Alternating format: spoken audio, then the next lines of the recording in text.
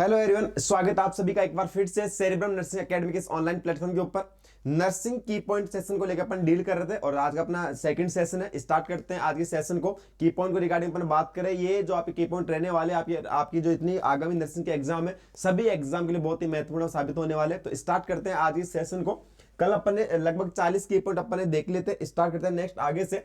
A child suffering from nose bleeding should be held in which position? Simple सी बात यहाँ पे ये दी गई है, एक चाइल्ड है, उसको क्या हो रही है, नोज ब्लीडिंग हो रही है। तो उस पेशेंट को, चाइल्ड को अपन कौन सी पोजीशन है वो अपन प्रोवाइड है वो कराने वाले। तो उसको अपन क्या करवाते हैं, leaning forward and sitting position है उस चाइल्ड को अपन प्रोवाइड करते हैं। कौन सी पोजीशन, लीनिंग फॉरवर्ड, मतलब बोल सकते हैं उसको आगे की तरफ अपन झुका देते हैं। क्लियर है, पेशेंट को, बच्चे को क्या करना है, सिटिंग पोजीशन रखना है, उसको क्या गर्दन को अपन आगे की तरफ क्या होता है, उसको झुकाना होता है। क्लियर है, ध्यान दीजिएगा। अगर अपन बात करें कि सर जो नोज ब्लीडिंग होती है वो कौन सी आर्टरी के रप्चर होने की वजह से ब्लीडिंग है वो देखने को मिलती है, तो एक होती है स्पेलेटाइन पैलेटाइन आर्टरी। कहां प्रेजेंट होती है, अपने लिटल्स एरिया के अंदर प्रेजेंट होती है। कहां प्रेजेंट होती है, लिटल्स एरिया के अंदर एक प्लेक्सस होता है, उस प्लेक्सस को बोलते हैं किस्सल बीच प्लेक्सस। को बोलते हैं किस्सल बीच प्लेक्सस के नाम से जाना जाता है। क्लियर है, और वहां पे एक आर्टरी प्रेजेंट होती है स्पेनो पैलेटाइन आर्टरी। स्पेनो पैलेटाइन आर्टरी होती है, उसके अंदर अगर रप्चर होता है तो क्या होती है, नोज ब्लीडिंग वो देखने को मिलती है। कहां प्रेजेंट होती है, लिटल्स एरिया के अंदर प्रेजेंट होती है। लिटल्स एरिया कहां प्रेजेंट होता है, किस्सल बीच प्लेक्सस के अंदर प्रेजेंट होता है। और आर्टरी कौन सी होती है, स्पेनो पैलेटाइन आर्टरी होती है। क्लियर है, इसकी वजह से नोज ब्लीडिंग है वो देखने को मिलती है। तो अगर नोज ब्लीडिंग अगर हो रही है तो कौन सी पोजीशन प्रोवाइड करवाते हैं, लीनिंग फॉरवर्ड बोल सकते हैं, सिटिंग पोजीशन अपने पेशेंट को प्रोवाइड अपने को करवानी होती है। नेक्स्ट की पॉइंट की तरफ चलते हैं, position given to a patient during the sigmoidoscopy and colonoscopy.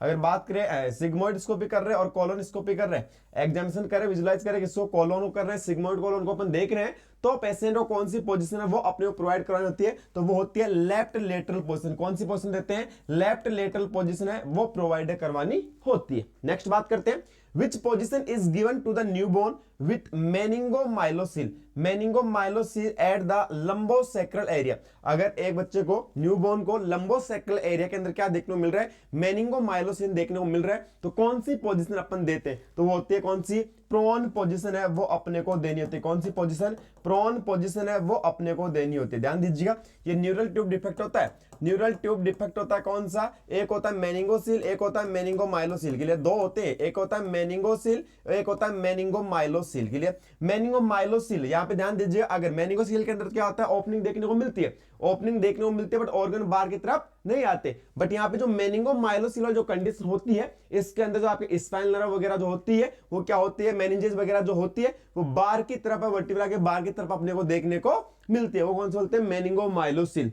जो आपको मेनिंगोसील होती है, यहां पे क्या होता है, न्यूरल ट्यूब के अंदर, वर्टिब्रा के अंदर क्या होता है, सिर्फ ओपनिंग देखने को मिलती है, बट कोई भी ऑर्गन है वो बाहर की तरफ देखने को नहीं मिलता। और यहाँ पे क्या आपकी स्पाइनल कॉर्ड है वो इंक्लूड हो जाती है। मेनिंगोमाइलोसील वाली कंडीशन के अंदर स्पाइनल कॉर्ड, स्पाइन नर्व वो इंक्लूड हो जाती है, ये बाहर की तरफ देखने को मिलती है। इस कंडीशन में कौन सी पोजीशन देते हैं, अपने प्रोन पोजीशन है वो अपने को देनी होती है। नेक्स्ट बात करते हैं, while administrating enema patient should be placed। जब एनिमा अपन दे रहे हैं तो कौन सी पोजीशन पेशेंट को प्रोवाइड करवाते हैं, तो वो अपन कराते हैं सिम्स पोजीशन, या बोल सकते हैं लेफ्ट लेटरल पोजीशन। क्लियर है, सिम्स या बोल सकते हैं लेफ्ट लेटरल पोजीशन के अंदर अपने को पेशेंट को रखना होता है जब भी पेशेंट क्या दे रहे हैं, अपन एनिमा है वो एडमिनिस्टर अपन कर रहे हैं। नेक्स्ट बात करते हैं, what is the best position for a patient in anaphylactic shock. Anaphylactic shock वाली कंडीशन में कौन सी पोजीशन सबसे बेस्ट होती है, तो वो होती है सुपाइन विथ लेग एलिवेटेड। कौन सी, supine with leg elevated position है, ये सबसे बेस्ट पोजीशन है during the anaphylactic shock. Clear, तो एनाफाइलेक्टिक शॉक वाले पर्सन को अपन क्या देते हैं, supine with leg elevated position है वो अपने को पर्सन को प्रोवाइड करवानी होती है। नेक्स्ट चलते हैं आगे की तरफ, patient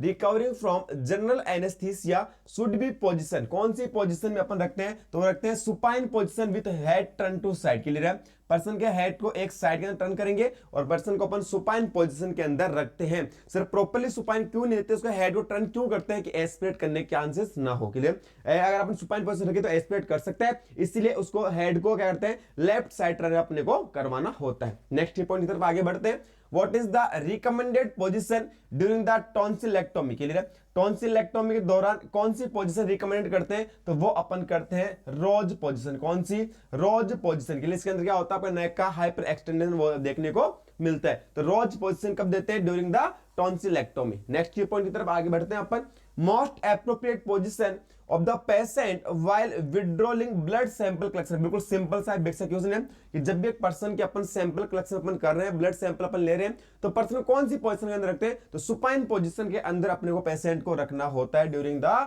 sample collection.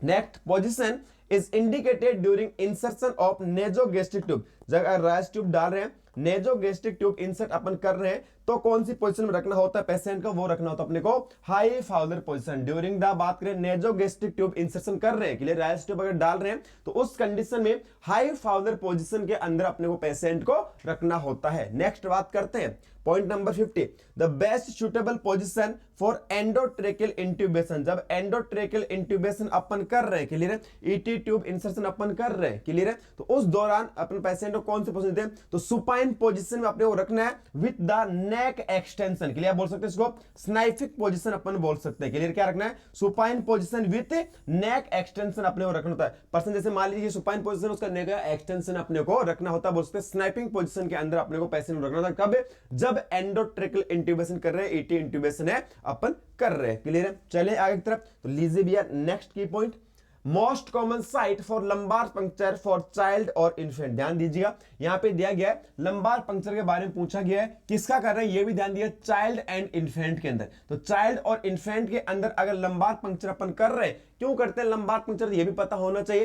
Clear, CSF fluid को कलेक्ट करते हैं। क्लियर है, लंबार पंक्चर में क्या करते हैं, सीएसएफ फ्लूइड कलेक्शन करते हैं। क्लियर, तो यहां पे अगर बात करें आपसे एडल्ट पूछा जाए कि एडल्ट के अंदर कहां पे करते हैं, तो एडल्ट के अंदर साइट होती है कौन सी होती है, L3 एंड L4 वर्टिब्रा होती है। बट आपसे यहां पे क्या पूछा गया है, चाइल्ड एंड इन्फेंट के अंदर। तो चाइल्ड और इन्फेंट के अंदर कौन से होते हैं, कौन सी वर्टिब्रा से अपन करते हैं, L4 और L5 से अपन करना होता है, क्योंकि जो आपके स्पाइनल कॉर्ड होती है ये बच्चों के अंदर L3 एंड L4 लेवल तक क्या होती है, प्रेजेंट होती है। इसीलिए क्या करते हैं, L4 और L5 वर्टिब्रा से अपन इन्फेंट और चाइल्ड के अंदर लंबार पंक्चर करते हैं। बट अगर चाइल्ड इन्फेंट जगह अगर एडल्ट पूछा जाता है तो क्या होता है, L3 एंड L4 वर्टिब्रा से अपन क्या करते हैं, एडल्ट के अंदर लंबार पंक्चर वो अपने को करते हैं।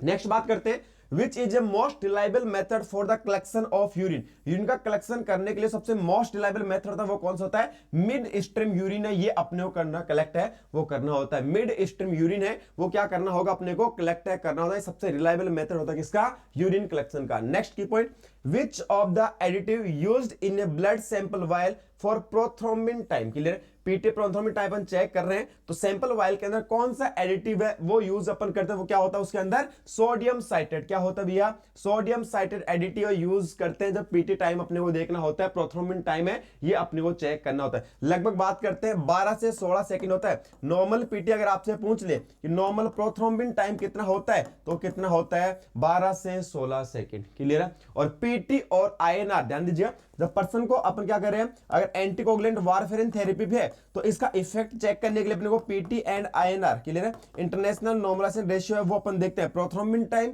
और आईएनआर है कब देखते हैं, पर्सन अगर वारफेरिन थेरेपी है, एंटीकोगुलेंट होता है आपका वारफेरिन ओरली अपन देते हैं, तो इसका इफेक्ट हो रहा है या नहीं, और इसको चेक करने के लिए पीटी और आईएनआर को चेक करना होता है। तो जब भी पीटी अपन प्रोथ्रोम्बिन टाइप अपन चेक कर रहे हैं तो कौन सा एडिटिव यूज करते हैं, तो वहां पे क्या होता है, सोडियम साइट्रेट है वो यूज है वो किया जाता है। नेक्स्ट की पॉइंट की तरफ अपन आगे बढ़ते हैं भैया, after administration of the medication the nurse does the documentation. बात करें एडमिनिस्ट्रेशन मेडिसिन कर रही है तो डॉक्यूमेंटेशन है वो अपने को कब करना होता है, तो कब करते हैं, जस्ट आफ्टर द मेडिकेशन। जब मेडिकेशन अपन ने दे दी उसके बाद उसको क्या करना होता है, अपने को डॉक्यूमेंटेशन वो ऐसे नहीं कि मेडिकेशन अपन ने दी नहीं पहले क्या कर रहे हैं अपन उसको डॉक्यूमेंट करें, नहीं, after the document, after the medication. Clear है, डॉक्यूमेंट कब करते हैं, आफ्टर द मेडिकेशन अपन कंप्लीट दे दी उसके बाद अपन क्या करें, उसको डॉक्यूमेंटेशन है वो अपन करते हैं। नेक्स्ट की point, the most important nurse responsibility in relation to intravenous drug administration. Clear है, तो क्या होगा, चेकिंग द प्रेस्क्रिप्शन चार्ट बोल सकते हैं, ट्रीटमेंट चार्ट है ये अपने को चेक करना होगा। क्लियर, जब भी पर्सन को आईवी ड्रग एडमिशन अपन कर रहे हैं तो कौन सा इंपॉर्टेंट रेस्पॉन्सिबिलिटी होती है। क्लियर, तो जब भी पेशेंट कोई भी टाइप है, चाहे आईवी हो, ध्यान दीजिए अगर ओरल मेडिकेशन हो, जब भी पर्सन मेडिकेशन अपन करते हैं तो सबसे इंपॉर्टेंट रेस्पॉन्सिबिलिटी क्या होती है, अपने को क्या करना है, प्रेस्क्रिप्शन चार्ट बोल सकते, ट्रीटमेंट चार्ट है उसको अपने को क्या करना होगा, चेक करना होगी मेडिकेशन चार्ट है या नहीं है, टाइम क्या वहां पे दे रखा है। क्लियर, तो अपने को प्रेजेंट चार्ट है उसको देखना है। नेक्स्ट की पॉइंट तरफ बढ़ते हैं भैया आगे, ध्यान दीजिएगा, the sensitivity and reaction is tested administrate the drug. Simple सी बात ये पूछी गई है किसी भी ड्रग का अगर अपन रिएक्शन चेक कर रहे हैं, क्लियर है, रिएक्शन अगर अपन चेक कर रहे हैं तो वहां पर अगर सेंसिटिव से चेक कर रहे हैं तो कौन से रूट से ड्रग है वो दी जाती है, तो वो दी जाती है भैया इंट्राडर्मल रूट से। आईडी अपन देते हैं कौन से, इंट्राडर्मल रूट है वो अपन यूज करते हैं। लगभग 10 से 15 डिग्री सेंटीग्रेड अपने को क्या करना होता है, एंगल है वो अपने को रखना होता है, क्लियर है। तो इंट्राडर्मल रूट से अपन क्या करते हैं, सेंसिटिविटी या बोल सकते हैं रिएक्शन है ये अपने को चेक है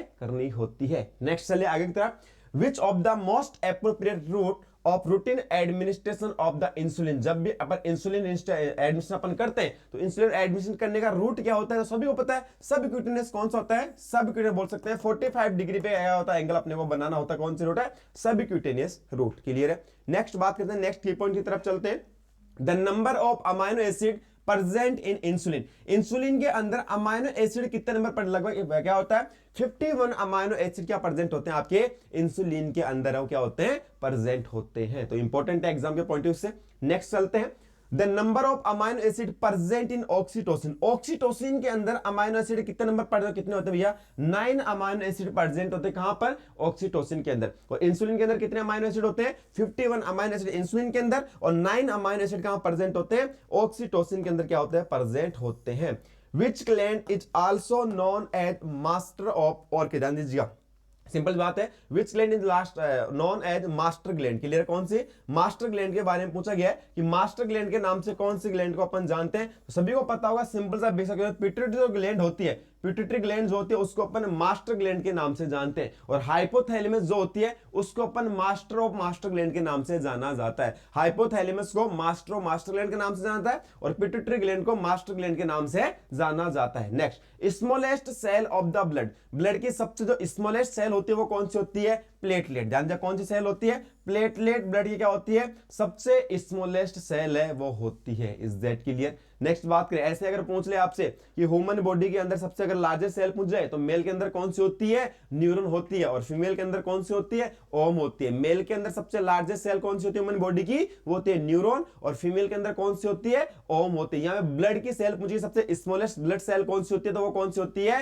प्लेटलेट होती है। और प्लेटलेट सेल ये क्या होती है, फीमेल के अंदर सबसे स्मॉलेस्ट सेल है वो होती है। नेक्स्ट बात करते हैं, what is the meaning of PRN in medication administration. बात की जाएगी, जो पीआरएन जो होता है एब्रिविएशन यूज किया जाता है मेडिकेशन टाइम, वो क्यों यूज किया जाता है, इसका मतलब क्या होता है, व्हेन रिक्वायर्ड, जब उस ड्रग की जब रिक्वायरमेंट होती है तो वहां पे क्या चार्ट होता है, पीआरएन चार्ट होता है, क्लियर है। जब उसकी रिक्वायरमेंट होती है तब क्या होता है, उसको अपन क्या एब्रिविएशन यूज कर सकते हैं, पीआरएन है वो अपन यूज है वो कर सकते हैं। जब उस मेडिसिन रिक्वायरमेंट होती है तब अपन क्या उसको एडमिनिस्ट्रेशन है वो करते हैं। तो पीआरएन एब्रिविएशन का मतलब क्या होता है, व्हेन मेडिकेशन क्या होती है, रिक्वायर्ड होती है, तब अपन क्या करते हैं, यूज है देते हैं पर्सन को। चलते हैं नेक्स्ट की पॉइंट की तरफ, the most rapid absorption of insulin occur in. अगर बात करें इस सबसे जो रैपिड एब्जॉर्प्शन होता है इंसुलिन का, वो कौन से रूट अपन कहां पे देते हैं, सबक्यूटेनियस रूट से तो अपन देते थे, बट यहां पे अगर अपन बात करें एब्डोमेन में अगर अपन लगाते हैं सबक्यूटेनियसली, तो यहां पे क्या होता है, सबसे मोस्ट क्या होता है, रैपिड एब्जॉर्प्शन है वो अपने को देखने को मिलता है। नेक्स्ट पॉइंट तरफ चलते हैं, the best method of instillation of ear drop in infant is to pull the ear. अगर बात कर रहे हैं ईयर के अंदर, अगर क्या कर रहे हैं मेडिकेशन क्या कर रहे हैं, इंसर्ट कर रहे हैं, ईयर ड्रॉप अपन डाल रहे हैं, तो वो सबसे ज्यादा जो रखना होता है अपने क्या जो ईयर पिनना होता है उसको अपन किस पोजीशन में रखना होता है, तो ध्यान दीजिएगा डाउनवर्ड एंड द बैकवर्ड। ध्यान दें, पहले डाउनवर्ड और देन क्या रखते हैं अपन, बैकवर्ड है ये अपन ईयर पिन्ना को रखते हैं। अगर आपसे पूछा है एडल्ट के अंदर कि एडल्ट के अंदर क्या कर रहे हैं, ईयर ड्रॉप इंस्टॉल कर रहे हैं, तो ईयर पिन्ना को कैसे रखेंगे, ईयर पिन्ना को अपन किस पोजीशन रखना होता है, तो वो रखना होता है भैया अपवर्ड एंड बैकवर्ड। कौन सा है पोजीशन है, upward and backward, upward and backward ये रखते हैं एडल्ट के अंदर। या पूछा गया चाइल्ड के अंदर तो कौन सा होता है, डाउनवर्ड एंड बैकवर्ड। सिंपल सी बात है, एडल्ट के अंदर अपवर्ड एंड बैकवर्ड और चाइल्ड के अंदर डाउनवर्ड एंड द बैकवर्ड है वो अपने को ईयर पिन्ना को रखना होता है। नेक्स्ट की पॉइंट तरफ चलते हैं, appropriate needle size for insulin injection. Insulin injection में जो एप्रोप्रिएट साइज होती है निडल की वो कितनी होती है, वो होती है 26 गेज, या अपन बोल सकते हैं 5 अबाउट 8 इंच लॉन्ग है, ये अपने को साइज रखनी होती है। या बोल सकते हैं लगभग 24 से लेकर 26 गेज, 24 से 26 गेज ये अपने को यूज करते हैं। अगर सिंगल डिजिट है तो 26 गेज निडल अपने को यूज करनी होती है। या अगर आपको इंच में पूछ ले तो 5/8 इंच है लॉन्ग है, ये अपने को निडल अपने को यूज करनी होती है, कब, इंसुलिन एडमिनिस्ट्रेशन के लिए। चलते हैं next, the abbreviation for micro drip. Micro drop के लिए जो एब्रिविएशन यूज किया था वो क्या कहता है, माइक्रोग्राम जीटीटी। क्लियर है, माइक्रो जीटीटी। जीटीटी का मतलब क्या होता है, ड्रॉप। क्लियर है, जीटीटी का मतलब क्या होता है, ड्रॉप, और माइक्रो हो गया, तो माइक्रो ड्रॉप पर मिनट का एब्रिविएशन यूज किया था, माइक्रो जीटीटी है वो यूज किया था। जीटीटी का मतलब क्या होता है, ड्रॉप। नेक्स्ट चलते हैं, 1 टी स्पून कंटेन, एक टी स्पून के अंदर कितना परसेंट होता है, अमाउंट परसेंट होता है, कितना होता है, 5 ml अमाउंट परसेंट होता है किसके अंदर, 1 टी स्पून के अंदर। अगर आपसे पूछ ले कि 1 टेबल स्पून के अंदर, 1 टेबल स्पून के अंदर पूछ ले अमाउंट, तो कितना होना चाहिए, कितना होता है भैया, 15 ml। कितना होता है, 1 टेबल स्पून के अंदर 15 ml होता है, और 1 टी स्पून के अंदर कितना होता है, 5 ml अमाउंट ऑफ प्रोजेक्ट होता है। नेक्स्ट बात करें, द नॉर्मल प्रोथ्रोम्बिन टाइम, अगर पीटी टाइम की बात की जा रही है कि नॉर्मल प्रोथ्रोम्बिन टाइम कितना होता है, तो लगभग कितना होता है, 12 से 16 सेकंड। कितना होता है, 12 से 16 सेकंड नॉर्मल प्रोथ्रोम्बिन टाइम होता है भैया, 12 से 16 second is the normal prothrombin time. चलें आगे की तरफ, तो चलते हैं नेक्स्ट की पॉइंट की तरफ। Which of the parameter, clear है, which of the parameter is monitored during the heparin therapy? heparin भी क्या होता है, आपका एंटीकोगुलेंट होता है भैया। heparin भी क्या होता है, heparin भी आपका एंटीकोगुलेंट होता है।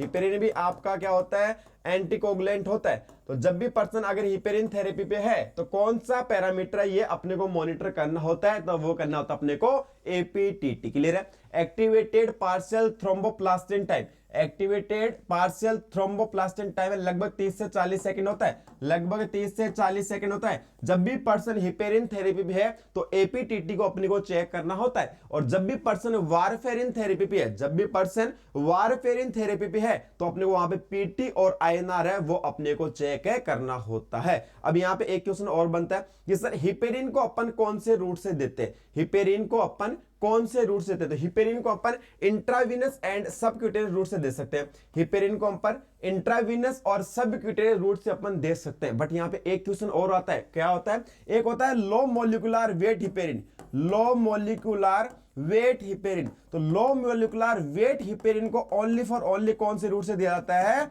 सबक्यूटेनियस रूट से दिया जाता है भैया। ये इंपॉर्टेंट है एग्जाम में पॉइंट से। अगर आपसे पूछे हिपेरिन को कौन से रूट से देते हैं, तो हिपेरिन को अपन इंट्रावीनस और सबक्यूटेनियस दोनों रूट से अपन दे सकते हैं। लेकिन अगर आपसे पूछ ले कि लो मॉलिक्यूलर वेट हिपेरिन कौन से रूट से देते हैं, तो वो दिया जाता है कौन से रूट से, सबक्यूटेनियस रूट से आपका दिया जाता है low molecular weight heparin. Clear, तो हिपेरिन की जो है अपने चेक करें तो पैरामीटर कौन से है, जब हिपेरिन थेरेपी हो तो एपीटीटी अपने को चेक करना होता है। Next, during warfarin therapy, clear है, ये वारफेरिन थेरेपी के बारे में आगे लो, तो वारफेरिन थेरेपी लिए कौन सा पैरामीटर मॉनिटर करते हैं, तो पीटी आईएनआर अपने को चेक करना, prothrombin time and international normalize ratio है, ये अपने को चेक करना किसके लिए, वारफेरिन थेरेपी के लिए। Is that clear? यहां पे एक चीज और बता दो, हिपेरिन का एंटीडोट क्या होता है, ध्यान दीजिए। अगर आपसे क्वेश्चन पूछे कि सर हिपेरिन का एंटीडोट क्या होता है, तो प्रोटामीन सल्फेट। क्या होता है, हिपेरिन का एंटीडोट होता है प्रोटामीन सल्फेट। अगर आपसे पूछे कि सर वारफेरिन का एंटीडोट क्या होता है, तो वारफेरिन का एंटीडोट क्या होता है, विटामिन के। ध्यान दीजिए भैया,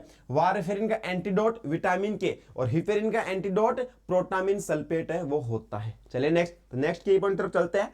which chemical use for the testing of haemoglobin, haemoglobin testing के लिए कौन सा केमिकल यूज किया जाता है, तो सोडियम हाइड्रोक्साइड। ध्यान दीजिए, सोडियम हाइड्रोक्साइड केमिकल है वो यूज किया जाता है हीमोग्लोबिन को टेस्ट करने के लिए। क्लियर है, अगर बात करें अपन फीटल हीमोग्लोबिन को अलग किया जाता है एडल्ट हीमोग्लोबिन से। क्लियर है, तो वहां पे अपन टेस्ट कौन सा यूज करते हैं, सोडियम हाइड्रोक्साइड टेस्ट यूज करते हैं हीमोग्लोबिन को टेस्ट करने के लिए। तो कौन सा केमिकल यूज करते हैं, सोडियम हाइड्रोक्साइड केमिकल यूज करते हैं। एग्जाम में point very very very important है, ध्यान दीजिए, आते हैं ऐसे क्वेश्चन डायरेक्ट एग्जाम के अंदर।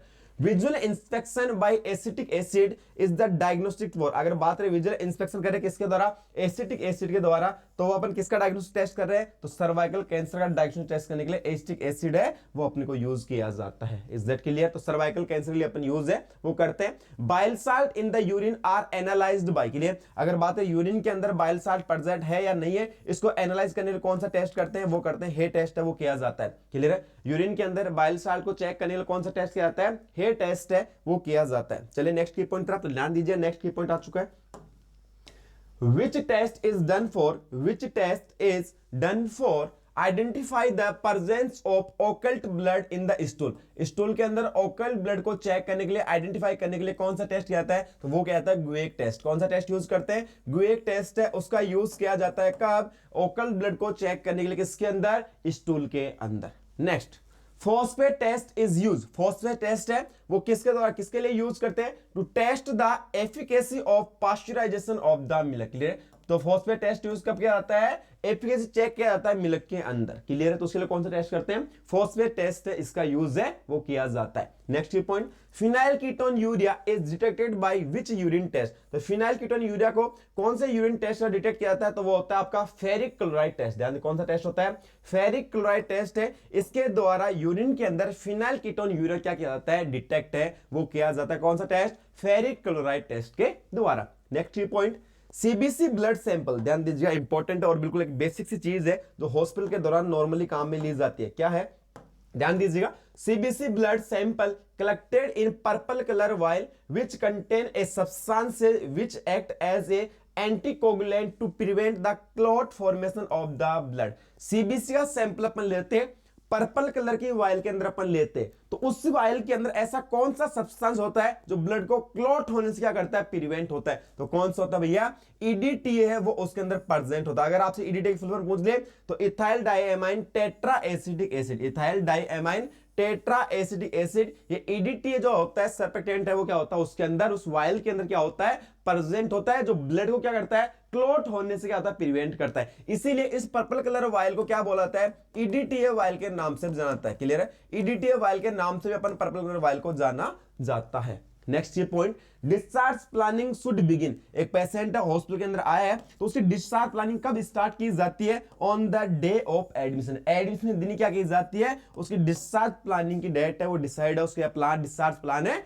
वो किया जाता है on the day of admission. Clear है। चलिए आगे की तरफ, तो लीजिए भैया नेक्स्ट की point, A clinical thermometer indicated temperature in degree Fahrenheit from। Simple सी बात यह पूछ गई है, जो आपका थर्मामीटर होता है उसके अंदर सेल्सियस और फेरेनहाइट के अंदर जो रेंज होती है वो कितनी होती है। तो ध्यान दीजिए, अगर आपसे पूछे फेरेनहाइट के अंदर तो 94 फेरेनहाइट से लेके 108 डिग्री फेरेनहाइट है, ये इसकी रेंज प्रेजेंट होती है। अगर सेल्सियस के अंदर रेंज पूछे तो 35 डिग्री सेल्सियस लेके 42 डिग्री सेल्सियस थर्मामीटर के ऊपर क्या होती है, रेंज है वो क्या होती है, प्रेजेंट होती है। Next point, the difference between apical pulse and radial pulse. Apical pulse और रेडियल पल्स के अंदर बीच में डिफरेंस होता है वो किसको अपन क्या बोला था, उसको बोला था भैया पल्स डेफिसिट। क्लियर। अगर सिंपल सी बात पूछे कि पल्स डेफिसिट का मतलब क्या होता है, तो उसका मतलब क्या होता है, एपिकल पल्स और रेडियल पल्स के बीच में डिफरेंस होता है, उसको क्या बोलते हैं, पल्स डेफिसिट के नाम से वो जाना जाता है। तो टोटल है अपना 40 की पॉइंट इस क्लास के अंदर अपने कंप्लीटली देख लिए।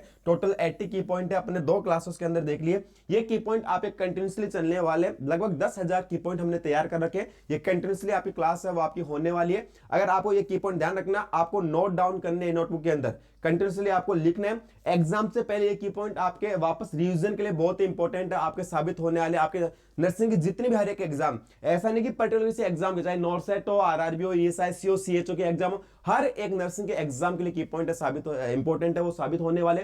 तो आपको क्लास अच्छी लगी हो, क्लास को लाइक कीजिएगा और ये क्लास अपने फ्रेंड्स सर्कल सभी को शेयर कर दीजिएगा, सभी को इन की पॉइंट्स का बेनिफिट है वो मिलना चाहिए। तो मिलते हैं नेक्स्ट क्लास के अंदर आगे की पॉइंट को लगे, तब तक के लिए धन्यवाद।